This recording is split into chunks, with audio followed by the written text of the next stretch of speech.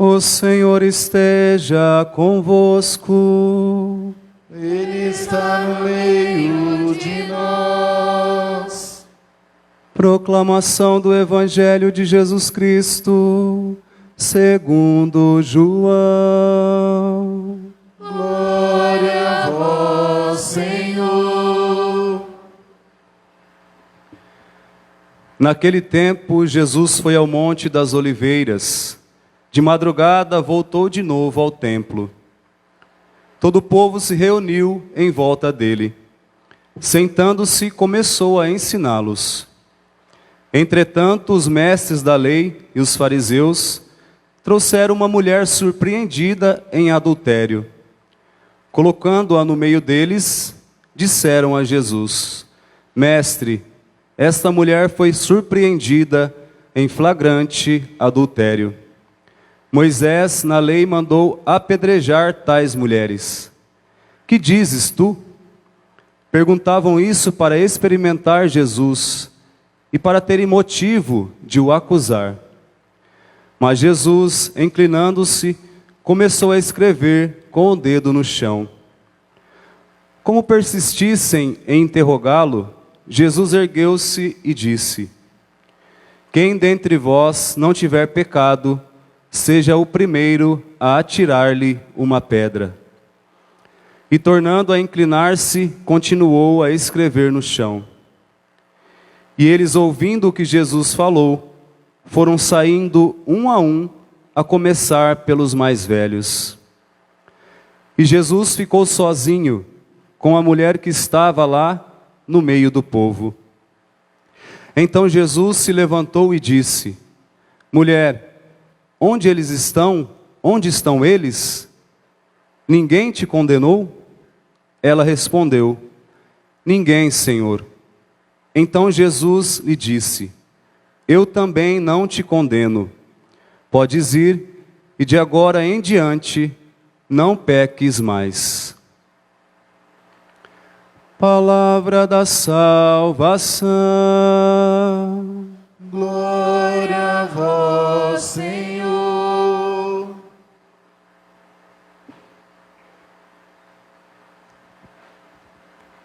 Que as palavras do Santo Evangelho perdoem os nossos pecados. Louvado seja nosso Senhor e Salvador Jesus Cristo. Para sempre seja louvado. Amado povo de Deus, presente aqui na paróquia Nossa Senhora do Patrocínio em Maracaí. Amado povo de Deus que nos assiste nesse momento através dos meios sociais. Nós estamos já no 5º domingo da Quaresma. Tivemos aí vários domingos onde o Senhor Jesus tem falado conosco. Desde o domingo primeiro da tentação do Senhor, nós somos chamados a entrar com Jesus no deserto da nossa existência, para que podemos ser livres, podemos vencer os ataques do inimigo. Como dizia o finado Padre Léo, os ataques do encardido. Onde Jesus está, nós seremos mais que vencedores. Depois Jesus sobe ao monte, no outro domingo, transfigura-se na presença de Pedro, Tiago e João, para que eles pudessem compreender qual era o Messias. E assim nós fomos caminhando. Domingo passado, nós vimos aquela parábola maravilhosa de Lucas 15, onde nós vimos um pai misericordioso que está a todo tempo esperando aquele filho ingrato, aquele filho que, no momento que ele pede a sua herança para o pai, ele decreta a morte do pai em seu coração e quer viver longe da luz, longe de Jesus, cai no nada, a tal ponto de desumanizar, querer comer até a lavagem dos porcos, nem isso o zero.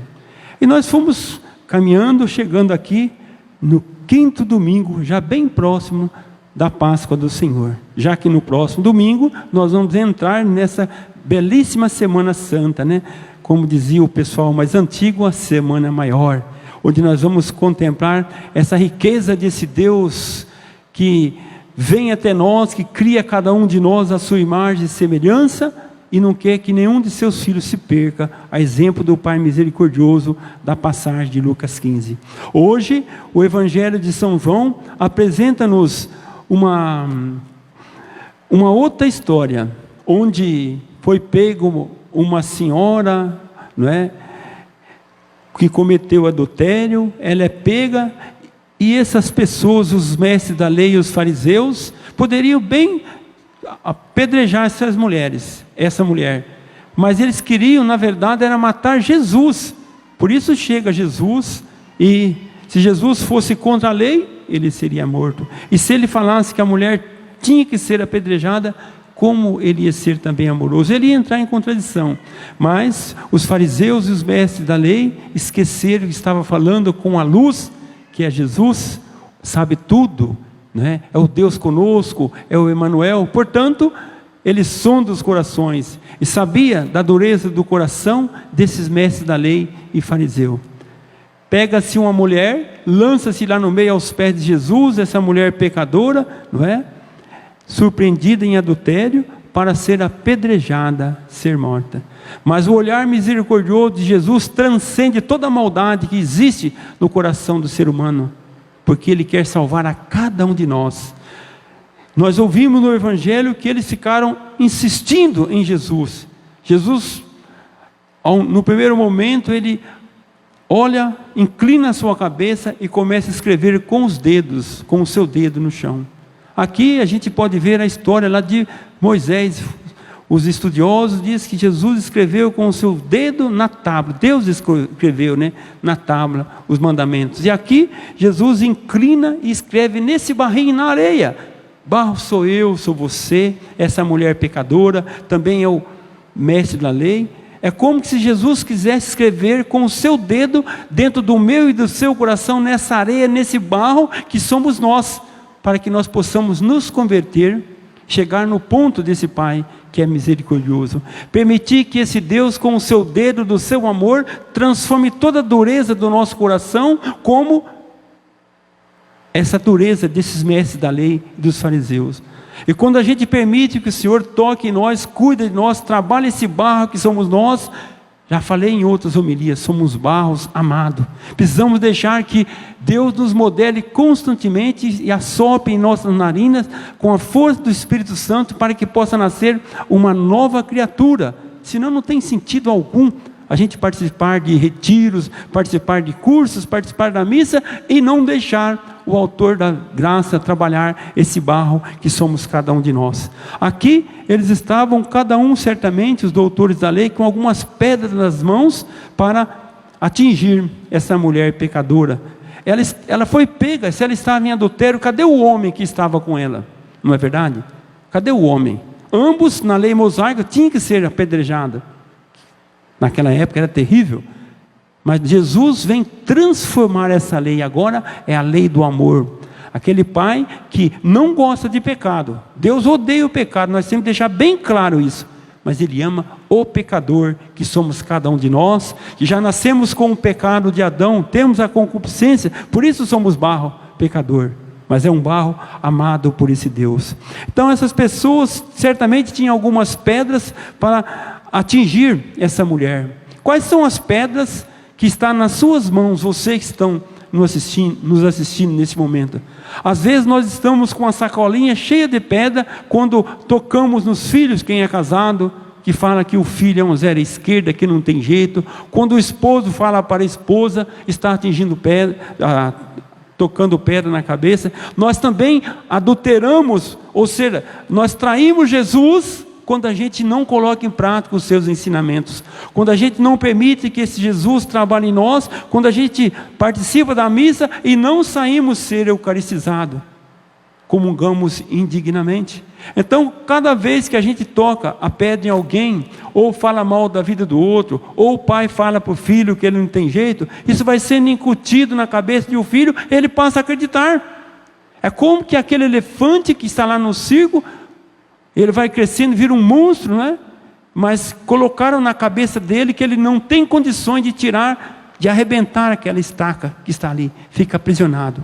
Então, quando um pai fala uma palavra maldita, em vez de dizer uma palavra bendita, ou quando a gente faz alguma coisa para um colega de estudo, ou um colega de trabalho, a gente está colocando, incutindo na cabeça dele que ele não é capaz. Isso é um pecado gravíssimo. A gente está tocando pedra na cabeça dessas pessoas, tirando dele aquele potencial, talvez, se ele tomar posse disso. Por isso, amados irmãos e irmãs, olhando para esse santo evangelho, Deus quis salvar não só a mulher, aquele povo queria atingir Jesus, o Deus conosco.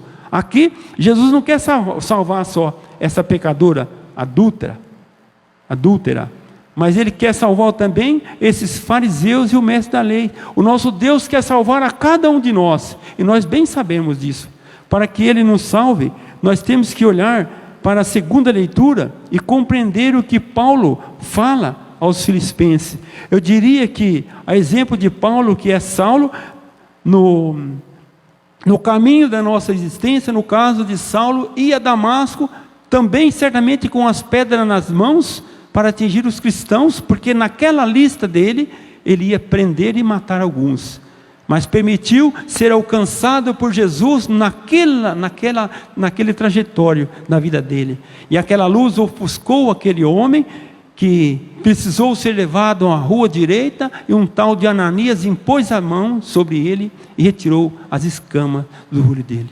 Nós somos chamados então nesse quinto evangelho a compreender o que depois Saulo fez um encontro, passou a ser Paulo, mudou de vida. Aí a gente compreende o evangelho, quando Jesus fala, né, mulher, né, cadê aqueles que te condenou? Ninguém te condenou? Eu também não te condeno. Vai e não peques mais. Ali nasceu uma nova criatura. Assim como Jesus trabalha o barro, escreve lá, muda a nossa vida. Então aqui a gente vê aquela transformação que aconteceu nesse Paulo. Ele diz assim, agora Paulo, o maior evangelizador da história: na verdade, considero tudo perda diante da vantagem suprema que consiste em conhecer Cristo, meu Senhor. Por causa dele, eu perdi tudo e considero tudo um lixo. De fato, ele perdeu tudo, perdeu a vida por Jesus Cristo. Quando a gente se encontra um amigo, quando a gente apaixona por esse amigo, e nós deveríamos ser apaixonados por Jesus, como Paulo foi, como tantas pessoas foram, a gente quer apresentar esse amigo. Como apresentar bem Jesus Cristo, né? Agindo conforme Ele nos instrui, sendo luz também, luz na luz maior que é Jesus Cristo, como se fosse uma vidraça que o sol nascente ultrapassa aquela vidraça e vai clareando toda a nossa casa. Nós também, você enquanto pai, eu enquanto padre, cada um de nós, naquilo que fazemos, no palco da nossa existência, nós deveríamos dar o nosso 100%, fazer o melhor para aquele que deu tudo para nós, que é nosso Senhor Jesus Cristo. E Paulo compreendeu muito bem isso, quando ele fala que ele considera tudo um nada diante de Deus, e ele vai correndo como aquele atleta, buscando a perfeição, para depois, no final dessa corrida, conquistar aquela medalha, que é a vida eterna, que é a vida que começa aqui. O céu começa aqui, quando a gente faz esse encontro, não é? E ele fala assim, corro para alcançá-lo, visto que já, não é? Mas corro para alcançá-lo, visto que já fui alcançado por Cristo Jesus, não é? Então, ele tem toda uma força dentro dele, certamente pelo Santo Espírito, que faz esse caboclo, esse Paulo, que encontrou Jesus e foi anunciar Jesus Cristo, na força certamente do Espírito Santo. E na primeira leitura de hoje, nós vemos o profeta Isaías mostrando para nós que aquele povo que estava lá no exílio da Babilônia, esse povo vem cansado, ferido, igual muitos de nós feridos pelos nossos pecados, mas o Senhor pega esse povo, traz esse povo de volta rumo a essa terra prometida, né? E a gente vê aí simbolizado nesses carros, nesses cavalos, nessas tropas de homens corajosos. É o Senhor que vai aos poucos reunindo esse povo que através do pecado foi levado para o exílio da Babilônia. Mas o Senhor não desistiu desse povo e traz de volta esses nossos irmãos. Pois abrirei uma estrada no deserto e farei correr rios de terra seca. Nós somos chamados então, como fala essa primeira leitura, a abrir as portas do nosso coração no deserto da nossa existência, para que esse Deus faça surgir em nós também rios, esses rios que possa fecundar todo o deserto da nossa existência, para que possamos, né, produzir frutos naquilo que fazemos em nosso dia a dia. E no final, é belíssimo, este povo eu o criei para mim. Olha que lindo, esse povo que Deus criou para ele, esse povo traiu Deus, não é? Foi levado para a Babilônia, e esse Deus traz esse povo novamente para reunir em torno de si. Em cada Eucaristia, em cada missa que nós participamos, o Senhor nos recolhe, o Senhor nos agrega. É como que fosse aquele grão de trigo, muitos grãos de trigo que formam a Eucaristia. É o Senhor que usa, que quer usar de você, com as suas lutas, com as suas labutas cotidianas, para ser transformado no pão da vida e no vinho da salvação. E a gente vê isso muito bem no Salmo. O salmista fala para nós, olha que interessante, né? Os que lançam as sementes entre lágrimas ceifarão com alegria. Eu não sei qual é a sua luta, eu não sei os cursistas como vieram, vocês estão participando dessa missa aqui ao vivo e vocês em casa. Qual é a semente que você lançou que talvez não está germinando? Talvez precise deixar que o Senhor Jesus trabalhe esse terreno do seu coração, para que você possa produzir muitos frutos. Mesmo que, como diz o salmista, chorando de tristeza sairão espalhando suas sementes, cantando de alegria, voltarão carregando os seus feixes. É o Senhor que faz. Nós lançamos a semente, mas é o Espírito de Deus que faz transformar essa semente. Talvez seja o padre, talvez seja você, talvez seja o seu filho. A gente lançar a semente, ou seja, colocar nas mãos de Deus e permitir que o Senhor, no tempo dele, transforme o coração daquele e daquela que nós estamos pedindo, talvez o nosso coração, para que possa germinar. Que a Virgem bendita, Senhora do patrocínio, nos ajude a configurarmos a nossa vida, para que possamos chegar na Páscoa do Senhor com o coração purificado. Que a Virgem bendita nos ajude a fazer com que a vontade do Filho dela aconteça na nossa vida. Que a Mãe bendita esteja ao seu lado, meu irmão e minha irmã, ao lado de cada um de nós, nos afagando, nos amparando nos seus braços maternais e nos coloca em direção a seu Filho Jesus. Que isso aconteça comigo e contigo. Louvado seja nosso Senhor e Salvador Jesus Cristo. Para sempre seja louvado. Nesse momento, eu chamo agora as pessoas, 3 cursistas que vão dar o seu testemunho. Então você pode já ir levantando. Nós vamos fazer nesse momento agora. Quem vai ser o primeiro corajoso, testemunhar como foi o curso de você, como foi esse encontro que você fez nesses 3 dias. Pode aproximar aqui.